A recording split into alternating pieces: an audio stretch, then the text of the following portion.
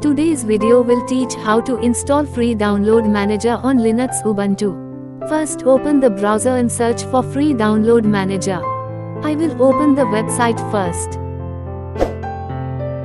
Then click on the Linux logo, click on download and the free download manager.deb file will be downloaded. Once downloaded, it will be located in the downloads folder. Then open the terminal. The cd downloads command is for accessing the downloads folder. ls command to view all files in downloads folder. Then select the whole file and copy it by right-clicking on it.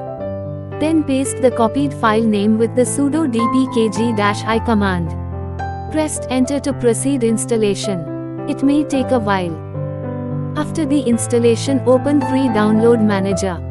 Free download manager will help you download just about any type of file at high speed, and it is able to download torrent files too. If you like the video, please subscribe the channel and click on the bell icon to get latest video updates. If you have any questions or suggestions about the video, please comment. Subscribe now and press the bell icon. Never miss an update.